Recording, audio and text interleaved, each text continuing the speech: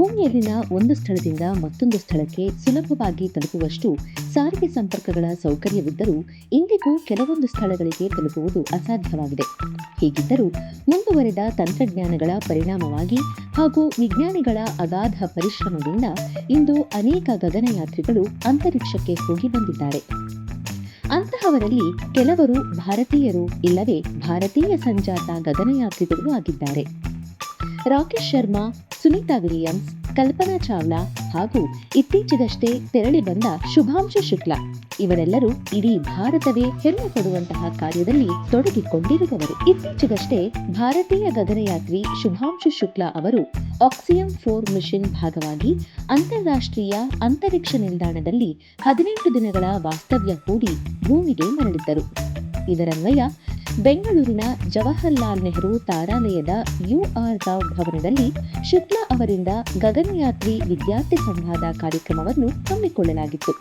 ಈ ಕಾರ್ಯಕ್ರಮದಲ್ಲಿ ಕರ್ನಾಟಕ ರಾಜ್ಯ ಸರ್ಕಾರದ ಸಣ್ಣ ನೀರಾವರಿ ಹಾಗೂ ವಿಜ್ಞಾನ ಮತ್ತು ತಂತ್ರಜ್ಞಾನ ಸಚಿವರಾದ ಮಾನ್ಯ ಶ್ರೀ NS ಬೋಸರಾಜು, ಶಾಲಾ ಶಿಕ್ಷಣ ಮತ್ತು ಸಾಕ್ಷರತಾ ಇಲಾಖೆ ಸಚಿವ ಸನ್ಮಾನ್ಯ ಶ್ರೀ ಮಧು ಬಂಗಾರಪ್ಪ ಅವರು, ವಿಜ್ಞಾನ ಮತ್ತು ತಂತ್ರಜ್ಞಾನ ಇಲಾಖೆಯ ಪ್ರಧಾನ ಕಾರ್ಯದರ್ಶಿ ಡಾಕ್ಟರ್ ಎನ್ ಮಂಜುಳಾ ಅವರು, ಜವಾಹರ್ಲಾಲ್ ನೆಹರು ತಾರಾಲಯದ ನಿರ್ದೇಶಕ ಡಾಕ್ಟರ್ BR ಗುರುಪ್ರಸಾದ್ ಹಾಗೂ ಇನ್ನಿತರೆ ಗಣ್ಯರು ಮತ್ತು ವಿವಿಧ ಜಿಲ್ಲೆಗಳಿಂದ ಆಗಮಿಸಿದ್ದ ಸುಮಾರು 700 ಸರ್ಕಾರಿ ಮತ್ತು ಖಾಸಗಿ ಶಾಲಾ ಮಕ್ಕಳು ಪಾಲ್ಗೊಂಡಿದ್ದರು. ಸಣ್ಣ ನೀರಾವರಿ ಮತ್ತು ವಿಜ್ಞಾನ ಮತ್ತು ತಂತ್ರಜ್ಞಾನ ಸಚಿವರಾದ ಶ್ರೀ NS ಬೋಸರಾಜು ಅವರು ಮಾತನಾಡಿ, ಅಂತಾರಾಷ್ಟ್ರೀಯ ಅಂತರಿಕ್ಷ ಕೇಂದ್ರಕ್ಕೆ ಕಾಲಿಟ್ಟಾಗ ನೀವು ಕೇವಲ ರಾಷ್ಟ್ರಧ್ವಜವನ್ನೇ ಅಲ್ಲ, ಎಲ್ಲ ಭಾರತೀಯರ ಕನಸುಗಳನ್ನು ಕೂಡ ನಿಮ್ಮೊಂದಿಗೆ ತೆಗೆದುಕೊಂಡು ಹೋಗಿದ್ದು ನಮ್ಮ ದೇಶಕ್ಕೆ ಹೆಮ್ಮೆ ತಂದಿದೆ ಎಂದರು. Shubhanshu Shukla ji, it is a great privilege to welcome you on behalf of the Department of Science and Technology, Government of Karnataka. Today we are welcoming a symbol of India's future star and inspiration to a bold leader of space science. Your journey to the International Space Station and your role in Access Mission 4 have inspired millions of all over the world. Through your work, you have shown the world that Indian science is not only contributing, but is also shaping a global knowledge. When you stepped into the International Space Station, you carried with you not just the national flag, but the dreams of all the Indians. Your achievement remains as the India's scientific imagination's time limits. You represent a new chapter in our global standing. Your mission widens the door that Kalpana Chawla and Rakesh Sharma once opened, and remains every young Indian that space is not far away, it is within reach. When a child in rural Karnataka looks up at the night sky, they should be able to dream of becoming the next Kalpana Chawla, the next Sunita Williams, or the next Shubhanshu Shukla. And it is our responsibility as a government and as a society to enable and support that dream gets the right support. ಶಾಲಾ ಶಿಕ್ಷಣ ಮತ್ತು ಸಾಕ್ಷರತಾ ಇಲಾಖೆ ಸಚಿವ ಶ್ರೀ ಮಧು ಬಂಗಾರಪ್ಪ ಮಾತನಾಡಿ, ನಮ್ಮ ಮಕ್ಕಳನ್ನು ನಿಮ್ಮಂತೆಯೇ ರೂಪಿಸಲು ನಾವು ಸಿದ್ಧರಾಗಿದ್ದೇವೆ. ಕನಸು ಕಾಣುವುದಕ್ಕೆ ಯಾವುದೇ ಮಿತಿ ಇಲ್ಲ ಎಂಬುದನ್ನು ವಿದ್ಯಾರ್ಥಿಗಳು ಅರಿತುಕೊಳ್ಳಬೇಕು ಎಂದರು. It's very honor that we are sitting right next to a person who have achieved and who is a dream of 1.4 billion people and the future dreams for all the children who have come here, and then you're going to whatever your guidances you are going to say. But as a education minister,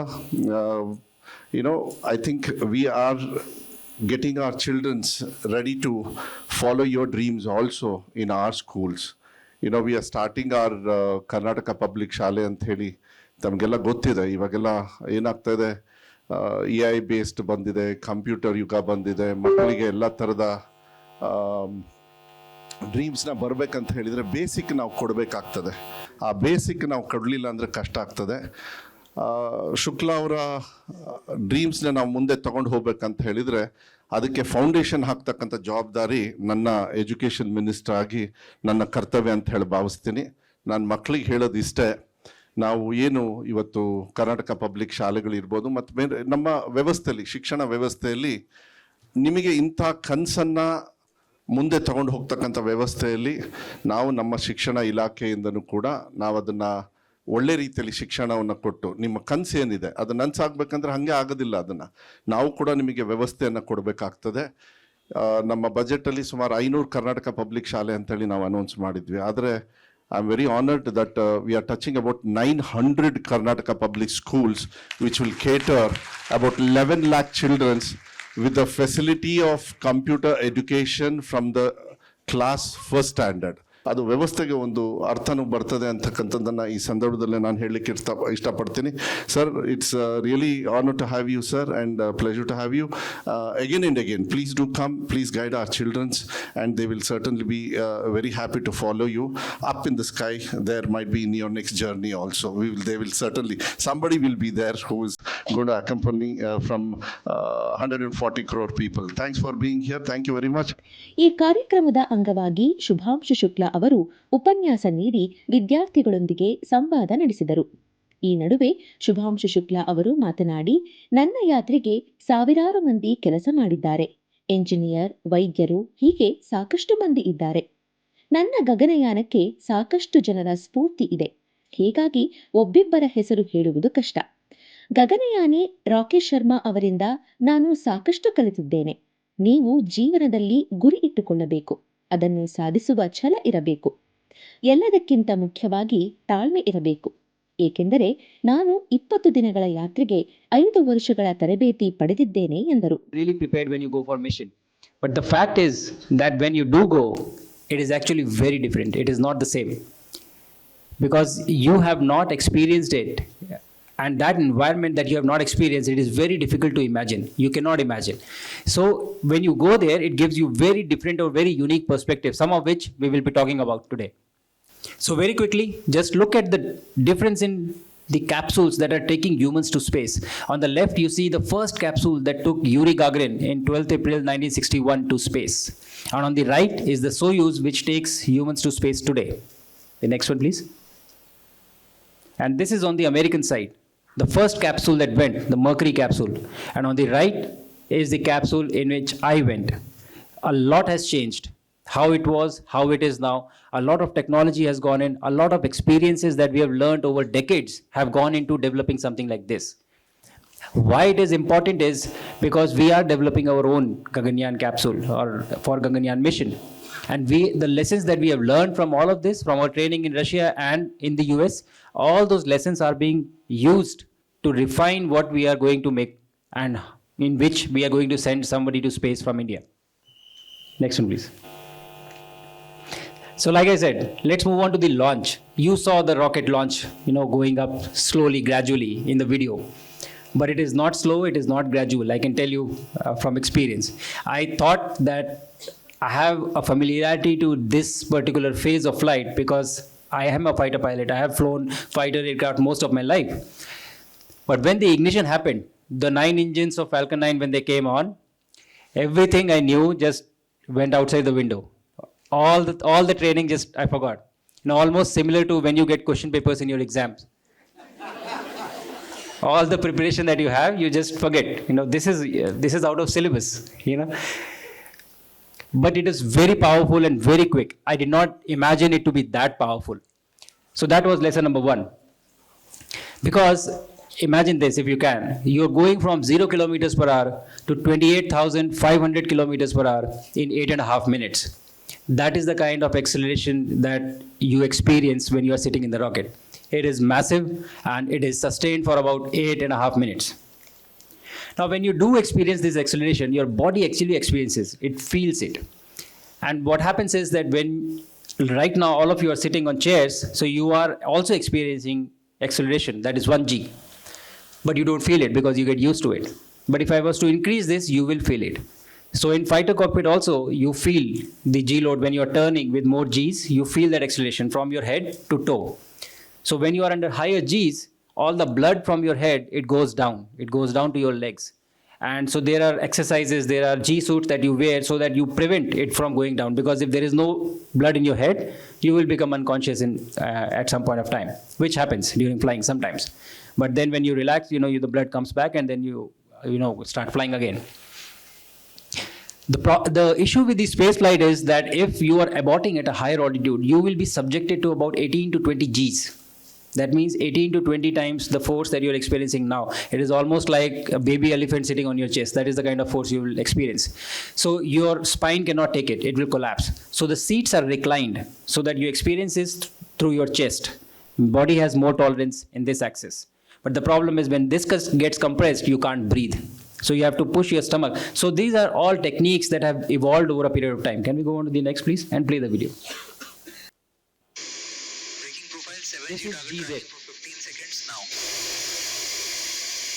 Start track. This is how your stick is live. Go for it now. 1, 2, 3, breathe. 1, 2, 3, breathe. 1, 2, 3, breathe. 1, 2, 3, breathe. 1, 2, strain hard, breathe. Maintain. Very good. Breathe. 1, 2, 3, breathe. 1, 2, 3, breathe. 1, 2, 3, offload, continuous training, offload, continuous training, offload, breaking profile. So the other video that you saw was the GZ, which is from head to toe. And I told you I was at 8G in this left one, the GX. Can you guess what was the G on the right? Which one was more difficult according to you? The right side. So what was the G in that? It was 7 Gs, less than the one on the left one, the GX. So that is how difficult it is, So when you see a launch, from sitting from outside, and you are going to study about all this, pay attention. Understand how much goes into making something happen. This is just one aspect that I'm picking up. Now imagine if I have to do something, if I have to operate a button, my hand becomes 8 times heavier. To take my hand to just operate a button, that becomes challenging. So all these are very nuanced and very complex things that have to be kept in mind when you're planning for a mission. Next one, please. So now you do all that and now you reach space. You saw our video, we gave our small speeches from space. But space is 2 things. First, I can tell you, it is a lot of fun. You are essentially swimming in air. If you have swam in water, it takes effort. But swimming in air, it's effortless. It is very easy. But the second thing, it is very disorienting. So on ground, you have a very strong sense of up and down, left or right. But in space, that sense goes. There is no up and down or something. So if after some time you are upside down, you won't even know. You would, not feel that this has happened. I remember during the first few days, I was very hesitant, or I was trying to maintain that sense of orientation as we have on Earth. So if there is a module and there is, let's say, a floor, there is no floor, but let's say a floor and a roof and walls on the side. And if there was a NASA astronaut working on one of her experiments, so there was no way for me to go past her. So I sat down and I was waiting. There's this other NASA astronaut who came to me, what happened, Shuks, you're waiting? I said, yes, she's in the way. And she started laughing. And she took my hand, it took me to the ceiling and said, walk here. And, it takes time for your mind to register that this is possible. So then you start walking on ceilings, you start walking on, walls, you start walking wherever. You use the 3D space completely. But that change has to come. Your mind has to understand that this is possible. And the other thing that happens is your understanding of microgravity itself. It is not that there is no gravity in space. There is gravity. We are very close to Earth. But you are in a free fall around the Earth. So you don't experience gravity. Everything is falling. I'm falling. The station is falling. Everything inside the station is also falling. So if I was to take this paper and leave it in microgravity, it will stay here. It will not fall down relative to me because it is already falling with me. But your mind doesn't know that. So I was very hesitant to let go of anything. And if I have to leave something and do work on something, I would search for someone and ask them, can you please hold this for me? And I had 2 first-time flyers with me. They would also hold it, and fly. So all of us are floating in space. Everybody is falling, but they would also hold it and stand next to me until the time I finish something. So this takes time for your mind to adjust. आप किसी भी चीज को निकाल के ऐसे ही छोड़ सकते हैं.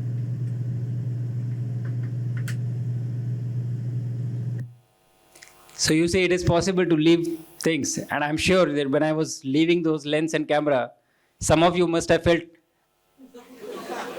it will go. That is exactly how you feel in the initial few days. But then after 7-8 days, you become really comfortable. You leave things, you work, and then you grab things and you come back. The problem happens that you come back to earth with this concept in mind. And I remember the first evening I was working on my laptop and I was replying to some mails, and instinctively sitting on the bed, I closed the laptop, took it to the side, and I left it. Very quick course correction, instant feedback you get, your mind gets, oh, this is not going to work here. But the important aspect is your mind is really a very powerful tool. It can make you believe things that are not there happening around you. It is really something extremely powerful, and it needs some training to get adjusted to this new and unique environments. The other interesting concept about space is the concept of weightlessness. There is no weight in space. You can lift 200 kgs, 300 kgs, you can move it slowly. It is not a problem at all. It is very easy. But mass is there. So you have to be really careful of how you move things, how you move it around. Something we'll see in this video next. So before you play, this is my commander, Dr. Peggy Whitson, who is the most experienced American astronaut as of now. She has spent 695 days in space. And we used to joke that she breaks the record of some of the satellites that are out there, in terms of stay in space. But she is here demonstrating, she's moving a heavy bag or huge bag, which is used to transport a lot of heavy equipment. So just look at how it feels. Can we play this? Do another mass. Okay. Move this bag, large bag. It's possible to move very large bags in space. You have to be very careful though, because you have to control the mass so you don't move it too fast, because it can get away from you. What is it that we have in this bag anyway? It's incredibly large.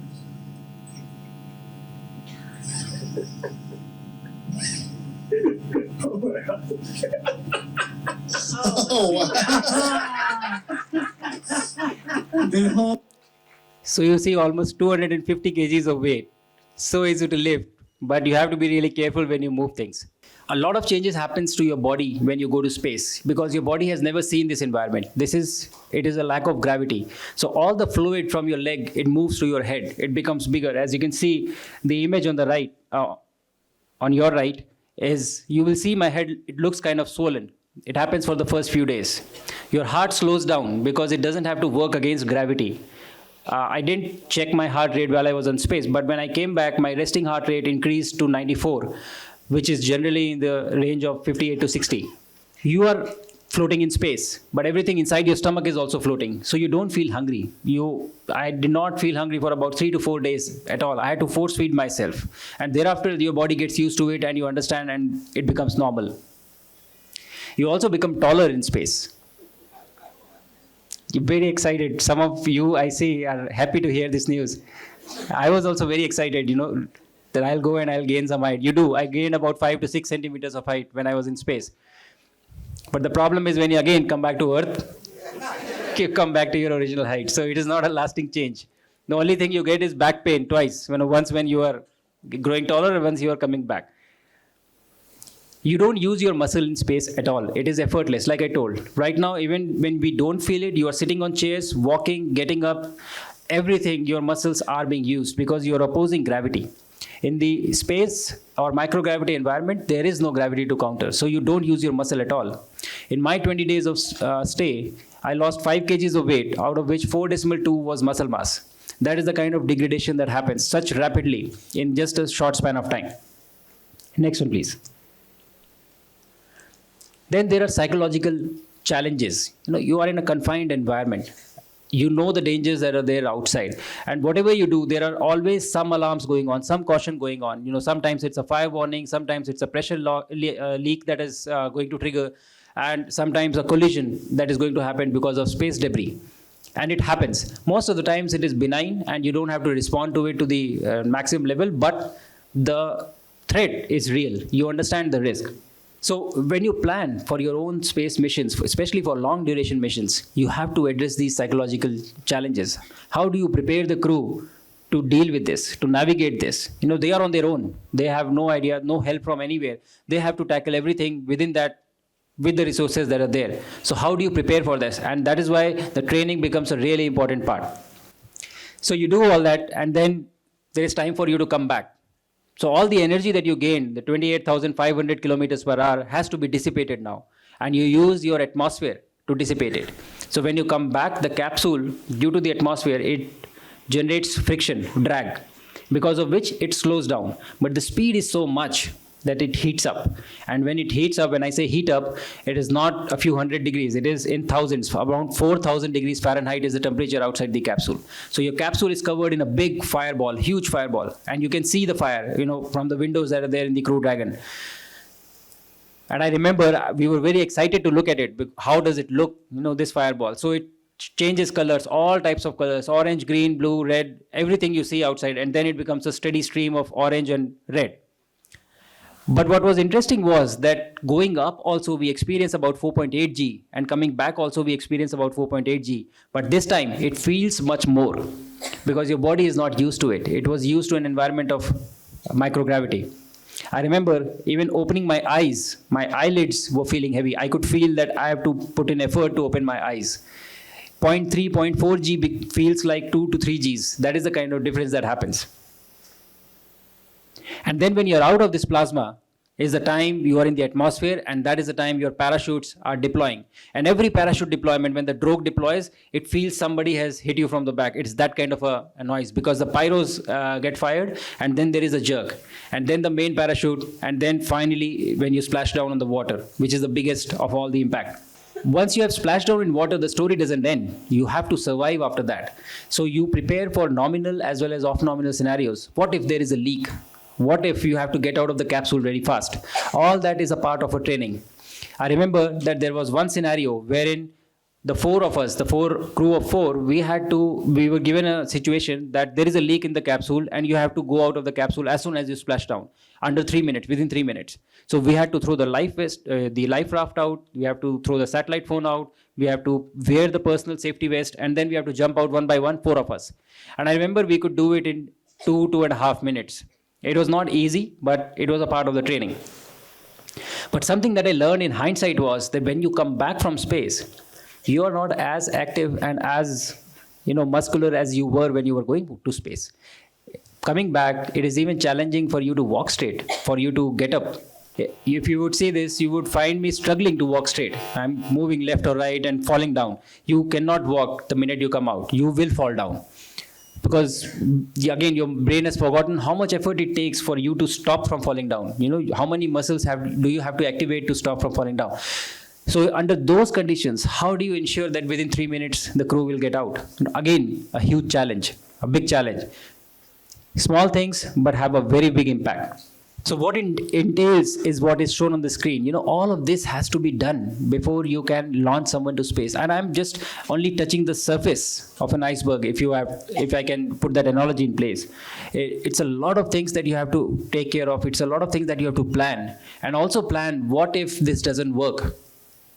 What will we do then? So the design becomes extremely challenging. I will just take 2 minutes to explain to all of you where are we standing as a country right now. So India is on its own path of executing human space missions. Our latest space vision the policy came out in 2023. It clearly lays down that we will execute mission Gaganyaan, which is sending some humans to space, bring them back. We'll also have our own space station, Bharatiya Antariksh Station, which is being built right now. It's under discussion phase. And then eventually an Indian landing on the moon by 2040. It's a very exciting time to be in this country at this point of time. And I'm sure one of you would be possibly, who sets foot on the moon, he or she. But I'm still here, I'm not going. So you will have to compete with me, to go to moon. We will be in competition. But I'm saying it is a very exciting time. It just gives you the energy of what are we doing as a nation. We are launching from our own soil, on our own launch vehicle, in our own capsule. An Indian will go to space and come back. I think it's a magnificent time to be here in this country. And as a segue, now I will use this and tell you one thing that I've not spoken about is how does Earth look from space, which is what I would like to show you next. It is a bright future for our country. I'm very excited about all the possibilities that the country is going to provide us, and you are all going to be recipients of it. So I have a video that we are flying over India, and I will be showing you that. It's a night pass. We are coming from the Indian Ocean, which is from the southwest side, and we'll be going to the northeast side. And the most beautiful thing in that entire India pass you will see is the Bangalore city. It's the brightest city in the southern parts of our country, and that stands out, really stands out. You will also see flashes going on, which are essentially thunderstorms or lightning that are happening on Earth, which are very clearly visible from space. Shubhanshu Shukla ಅವರ ವಿದ್ಯಾರ್ಥಿಗಳೊಂದಿಗಿನ ಸಂವಾದದಲ್ಲಿ ಅಂತರಿಕ್ಷವನ್ನು ಕುರಿತು ಮಕ್ಕಳಿಗಿದ್ದ ಕುತೂಹಲವನ್ನು ಮತ್ತಷ್ಟು ಹೆಚ್ಚಿಸಿತು. ಮಾತ್ರವಲ್ಲ, ಇವರೊಟ್ಟಿಗಿನ ಸಂವಾದದಲ್ಲಿ ಮಕ್ಕಳಿಗೆ ಅಂತರಿಕ್ಷದ ಬಗೆಗೆ ಇನ್ನೂ ಹೆಚ್ಚಿನ ಒಲವು ಮೂಡಿದ್ದಲ್ಲದೆ ವಿಜ್ಞಾನ ಕ್ಷೇತ್ರದಲ್ಲಿ ತಾವು ಏನನ್ನಾದರೂ ಸಾಧಿಸಬೇಕೆಂಬ ಛಲ ಹುಟ್ಟಿಸಿತು.